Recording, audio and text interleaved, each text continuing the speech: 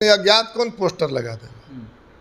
हमारे घर पर अज्ञात कौन पोस्टर लगा देगा? पोस्टर बीजेपी वाले ही लगाते हैं, क्योंकि वही जो है मारने वाले, ब्रह्मा विष्णु मारने वाले, बचाने वाले, ये सब वही है ना। बीजेपी में शामिल खुद होने तो बीजेपी वाले तो इसीलिए उन्होंने फाड़ दिया कि अब क्या करें। तो मान ले थूक फेंके थे, अब फिर उसको चाटना पड़ा, तब उसको क्या कहेंगे? और ये बीजेपी के लिए नई बात है। नहीं, हम कह रहे हैं कि आप कितना बड़ा पहलवान है ये विषय नहीं है, लेकिन अखाड़ा जो है वो तरारी का है ना।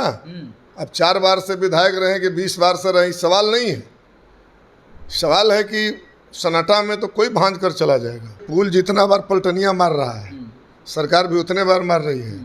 माने सरकार का भी गिरने का, बनने का ये बिहार में रिकॉर्ड है, और पुल का भी गिरने का, बनने का बिहार में रिकॉर्ड है। नमस्कार, स्वागत आपका लाइव बिहार में। मैं हूं आपके साथ संजीव सिंह। कि बिहार के 4 विधानसभा क्षेत्र में उपचुनाव होना है, जिसको लेकर के चर्चाएं काफ़ी तेज। अगर बात हम तरारी विधानसभा उपचुनाव की करें तो यह सीट जो है सुर्खियों में बना हुआ है, क्योंकि वहां से 4 बार से विधायक रहे सुनील पांडे अपने बेटे विशाल प्रशांत के साथ भारतीय जनता पार्टी में शामिल हो गए हैं। लेकिन वह सीट जो है वर्तमान में भाकपा माले के पास था।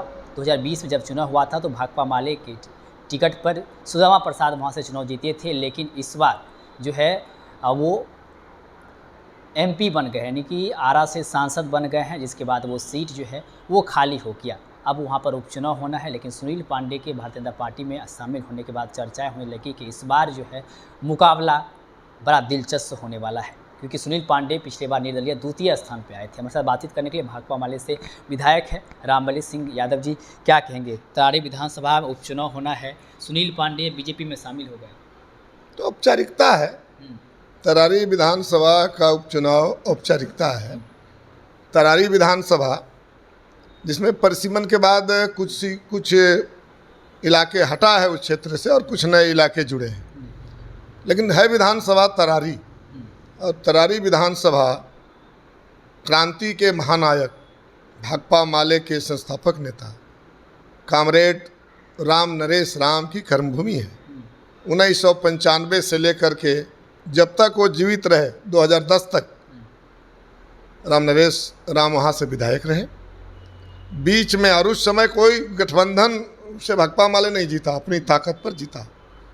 और 2010 से 15 तक कतिपय राजनीतिक कारणों से हम लोग चुनाव वहाँ हार गए थे राम नरेश राम जी के देहांत के बाद।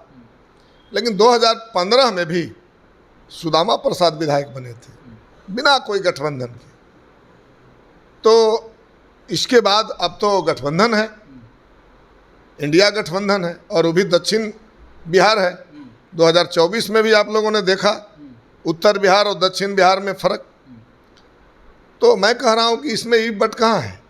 कोई इब्बट नहीं है। और सुदामा प्रसाद सांसद बन गए, उनकी लोकप्रियता बढ़ी है, भाकपा माले के प्रति आम जनता का विश्वास बढ़ा है।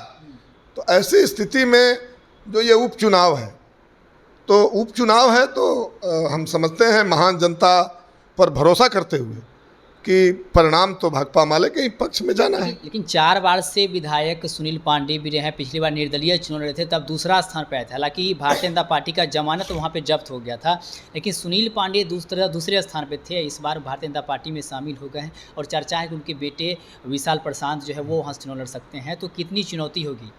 नहीं, हम कह रहे हैं कि आप कितना बड़ा पहलवान है ये विषय नहीं है, लेकिन अखाड़ा जो है वो तरारी का है ना। अब 4 बार से विधायक रहे कि 20 बार से रहे, सवाल नहीं है। सवाल है कि सन्नाटा में तो कोई भांज कर चला जाएगा। अच्छा, एक सवाल है कि सुनील पांडे जैसे बीजेपी में शामिल हो रहे थे, कुछ अज्ञात लोगों ने पोस्टर बीजेपी कार्यालय के बाहर चिपका दिया, आरजेडी कार्यालय के बाहर भी चिपका दिया, कई जगह पोस्टर लगा दिए, जिसमें उन्होंने कहा है कि सुनील पांडे जो है वो आपराधिक किस्म के लोग हैं, बम ब्लास्ट हो, ब्रह्मास्त्र मुखिया हो, ये सब के आरोपी रहे हैं। तो ऐसे में सुनील पांडे भारतीय जनता पार्टी में शामिल हो रहा है, तो इससे क्या फ़र्क पड़ेगा राजनीति में? अज्ञात कौन पोस्टर लगा देगा? हमारे घर पर अज्ञात कौन पोस्टर लगा देगा? पोस्टर बीजेपी वाले ही लगाते हैं, क्योंकि वही जो है मारने वाले, ब्रह्मा विष्णु मारने वाले, बचाने वाले, ये सब वही है ना। बीजेपी में शामिल खुद होने तो बीजेपी वाले तो इसीलिए उन्होंने फाड़ दिया कि अब क्या करें। तो मान ले थूक फेंके थे, अब फिर उसको चाटना पड़ा, तब उसको क्या कहेंगे? और ये बीजेपी के लिए नई बात है। सम्राट चौधरी को आपने देखिए, अभी उप मुख्यमंत्री हैं, मुरैठा बने हुए थे, अब अंत में जो है अपना जा कर के हजामत बनवा करके अपना और अब अच्छा, सुदामा प्रसाद तो अब MP बन गए हैं, जी, जी। तो वहाँ से कौन चुनाव लड़ेंगे, क्या कुछ बातचीत हुई है इस मतलब कि अब उम्मीदवार देखिए कौन- भाकपा माले के बड़े नेता और महागठबंधन के सब बड़े नेता मिलकर तय करेंगे। इतना हम आश्वस्त हैं कि ये भाकपा माले की सीट है, भाकपा माले की रहेगी और आम जनता भाकपा माले को जानती है। उम्मीदवार कौन होंगे ये पार्टी अभी हमारे पास कोई अधिकृत जानकारी नहीं है। एक आखिरी सवाल रहेगा, बिहार में लगातार पुल गिरने का सिलसिला जारी है। 1.5 महीने में 1.5 दर्जन से अधिक पुल गिरे हैं। अगवानी घाट में तीसरी बार पुल गिरा है। 1700 से अधिक करोड़ का ये लागत है, योजना है, और तीसरी बार पुल गिरा। क्या कहना चाहेंगे? देखिए पुल जितना बार पलटनियाँ मार रहा है, सरकार भी उतने बार मार रही है। माने सरकार का भी गिरने का बनने का ये बिहार में रिकॉर्ड है और पुल का भी गिरने का बनने का बिहार में रिकॉर्ड है। माननीय नीतीश कुमार जी उनके नेता हैं, लेकिन वो जो ठेकेदार माफिया ये सब जितने लोग हैं, ये सब कौन लोग हैं? सब वही लोग हैं जो बीजेपी के साथ हैं। तो हम कह रहे हैं कि नीतीश बाबू से ये सवाल पूछिए, न्याय, सुशासन, विकास, न्याय के साथ विकास, तो विकास तो देख रहे हैं पुल लगातार गिर रहा है। न्याय आप देख रहे हैं कि अरवल के टाडा बंदी जो दलित, महादलित, अति पिछड़े के लोग हैं, 25 साल से जेल के अंदर बंद हैं और लगातार विधानसभा में आवाज़ उठाने के बावजूद भी वो सब अभी जेल में बंद हैं।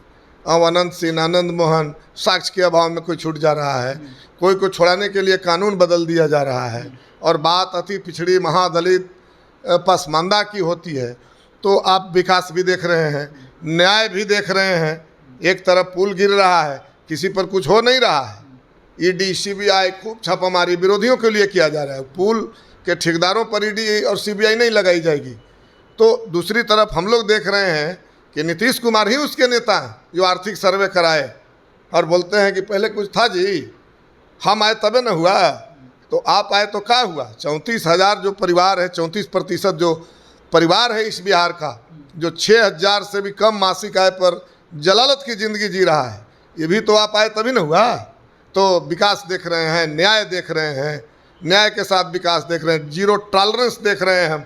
सारे अपराधियों को छुड़ाने के लिए कोई कुकर्म नहीं छोड़ा बीजेपी वालों ने और माननीय नीतीश कुमार जी ने। ये सारे साधु महात्मा लोग हैं, तो इनके लिए और रोज़ अपराध की घटनाएं घट रही है। विधानसभा में सवाल उठाइए तो हम लोगों को निकाल करके बाहर किया जाएगा, अपराध पर बोलना मना है और बात होगी जीरो टॉलरेंस की। तो हम कह रहे हैं कि समय आने दीजिए।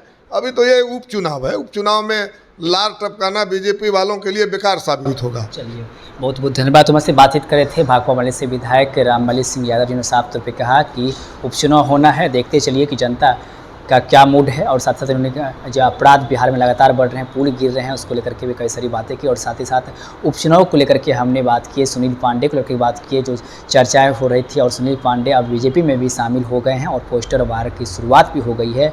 इसको लेकर के हमने खास बातचीत की, क्या कुछ करे थे आप भी सुनते, आप भी अपनी राय प्रतिक्रिया कमेंट बॉक्स के माध्यम दे सकते हैं। आप देख रहे थे लाइव बिहार। बहुत बहुत धन्यवाद।